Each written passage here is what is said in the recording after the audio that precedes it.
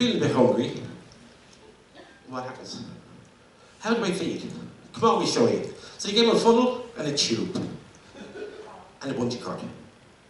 You strap the funnel to his forehead and put the tube down inside, in his rectum. Okay? It's a medical term, so it's not so bad, you know. I could say ass or butt, but I'm trying to keep this clean, you know. Anyway, he learns to feed himself up his bum, up the butt. And everything's going fine, but he can't talk, right? He's only talking like that. That's all he can say. So anyway, a couple of weeks pass. He's a shy sort of fella. He lives on his own. He's a bachelor, or whatever, loner, whatever. He goes out for a night, right? But every time that he goes out for a meal himself or goes out to take away, whatever, he has to go into the washroom or into the toilet or whatever, and fit the apparatus and do his business. So he meets this lovely, lovely woman, and she says, "Welcome back to my place." "Oh, I want to wait." And she says, "Sorry?" She says, "Sorry? Oh, I can't talk, I can't talk. I got an operation, so well, my throat is don't worry about the talking bit." She says, let's go back to my place." "Oh, okay, that'd be great." So back at her place anyway, she says, "What do you have before you go to bed?" "Oh, I like cocoa." "Cocoa? I always have cocoa before I go to bed." "I'll make the cocoa. You make yourself comfortable." So she comes out with her tray of cocoa, a few biscuits, whatever. And he's there with his trousers and his jocks down, his tube up his ass, his funnel up over his head. What in the fuck is this? He says, "I can't talk, I have to do this. So what do you want me to do?" "Put that down there, down the tube." "Oh, okay, right, okay." So she starts pouring the cocoa down, and it goes down the tube, down. "Fucking stop!" She says, "Is it too hot?" "I don't take sugar."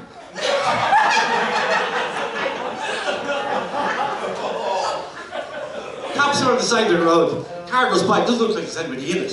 And it flies by. Cops go after it. Next minute, his head pops up. They pull him in. "What were you doing?" He said, "I was just obeying the sign." "What sign was that?" He said, "Bend for 1 mile."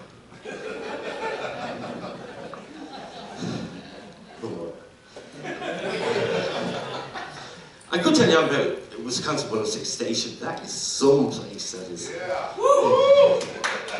There is fantastic characters in it, and then there's these fuckers. Myself and Bob Goff have great fun in the morning behind the mic. Some stuff you don't hear, but we do have a laugh anyway. And it's absolutely brilliant to be over here. I love Wisconsin, I love Adams. I don't know much about friendship, but no, well, no, the friendship I've made up with all the people that are here, you know. You're all weird. Where I live, we have a quick fit, which does exhaust pipes and stuff like that. So I keep calling this quick trip. I thought that was somewhere where you get a fucking drug. Yeah, you might know that quick trip. But they've got loads of coffee pots in England. I've never seen a place like it. It's like from going into Nassau. You got coffee. You want coffee with caramel or hazelnut or whatever, you know? And then you go get a bar of chocolate, there's hazelnut chocolate as well. You're not into your nuts over here. But there are all nuts anyway, you know? Couple more for you. Paddy and Michael are coming back from New York. They're flying on a jumbo jet, 4 engines. They're halfway across the Atlantic. Next minute, poof, captain comes on. I'm very sorry about that, ladies and gentlemen. 1 engine is failed. But we can fly on 3, quite easily. We're going to be going into Shannon 2 hours later. Then Paddy says, "Jesus, Dad, will you be there to pick us up? Will you wait that long when we get there?" "Ah," says Michael, "yeah, why not? You know, it's no big deal." The 2 hours into the flight again. Fuck. What was that? "This is your captain speaking. We've lost number 2 engine. We can't fly separately on 2 more." That's okay, but we're going to be 6 hours late to Shannon. Holy Jesus, says Michael. Oh well, not for you. A couple of hours passed. This is getting fucking ridiculous now. This is your captain speaking. Number 3, engine is failed. Now we're going to be 12 hours late to Shannon. And Michael says to Paddy, Jesus, that fucking fourth one goes, we're going to be here all night.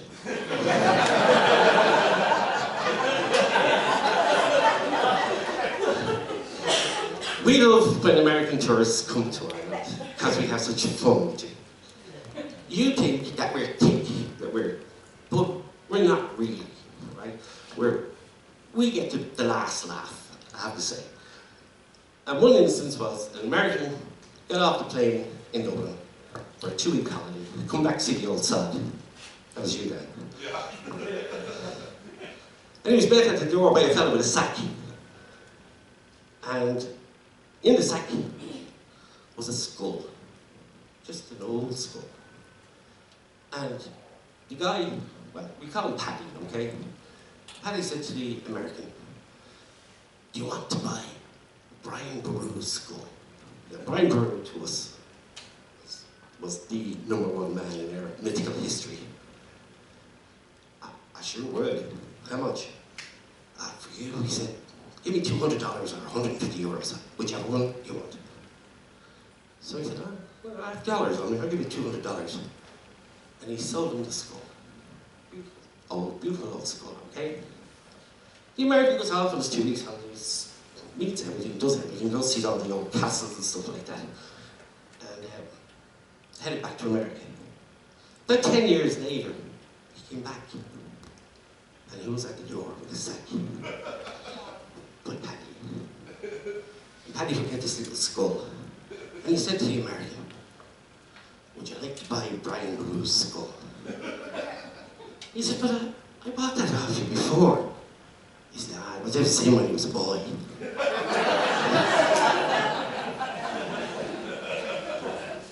The American go by in a bus on Cashel Rock, which is a huge big castle. It's one of our finest places if you ever over that way.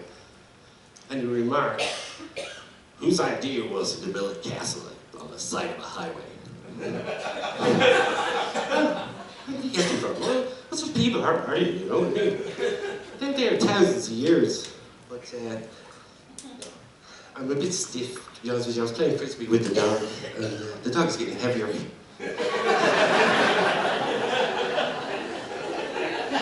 I was making love to the wife the other night, and she was just sitting lying there, you know? And I said, the least you could fucking do is moan. She said, that ceiling could do with a lick of paint.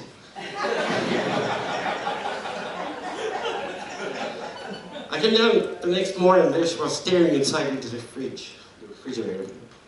And I said, what are you doing?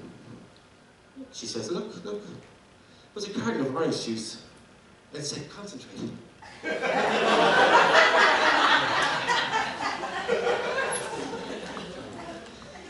We're just very silly people, but we're good people, you know? And I don't know, has anybody heard me on the radio here? Yeah. Yeah? No, not you. Oh. Sorry, I just want to ask you a question. Yeah. Were you born an asshole or do you practice? Yeah. I love Daniel, I love him. He's one of the funniest, weirdest people I've ever met. McGinty goes to the doctor, he says, doctor, I can't have sex, I've no drive.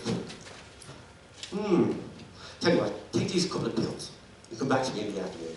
Take these, and make mad, passionate love to your wife. You're not your wife, you're looking at me like you could be, though. You're a very big girl. Do you wake up when there's snow on them?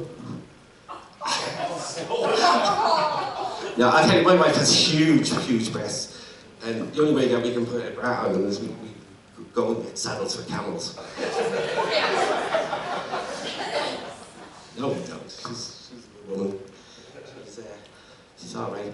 Oh, I'll get back to what I was saying in a second. I was up in Madison before I came down to you. I went to a nightclub, and I met this beautiful little girl, well, young girl. And I said to her, where have you been all my life? And she said, well, for the first half, I wasn't fucking bored. She says, "You come here often?" I said, "No, it fucks up the floor."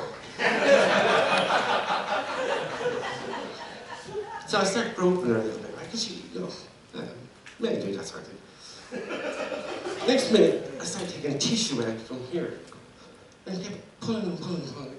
They were getting smaller and smaller. And I says to her, "Have you got, like, paper tits?" And she says, "Yeah, but you guaranteed I don't have a cardboard box."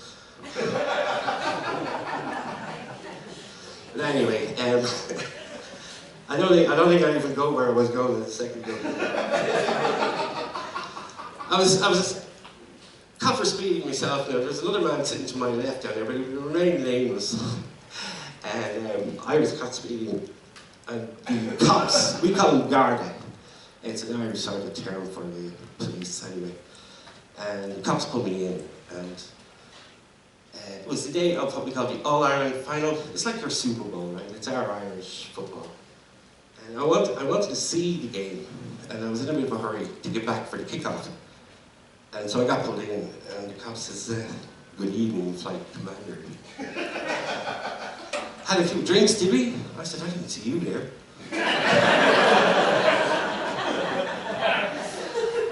He said, "You know, you were doing 170 in 150 zone." And I said, "Jeez, I never noticed." I said, "I'll tell you, I'm in a bit of a hurry because I want to see the game."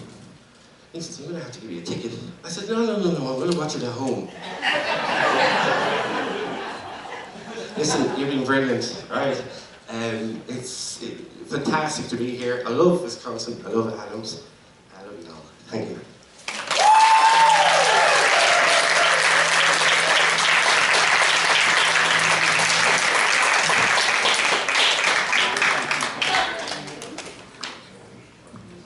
All right, there he is, Paulie, all the way from Dublin, Ireland. Thank you. Let's have all the comedians come on up. A special thank you to Wisconsin 106 for putting on this shindig. This is kind of, ever since I started working for Wisconsin 106 and Joe, this has been something that we have talked about doing. And so this is kind of a dream of mine that's come true. A sad, wet dream, but it has come to full fruition. All right, so, and also a thanks to the Adams Community Theater. Let's give a round of applause for them. Yeah. Make sure, a thank you, make sure the bin, now there's a lot of space in there yet, but show these guys some love. And also on the way out, there is a place to show Adams Community Theater some love. So make sure you do that.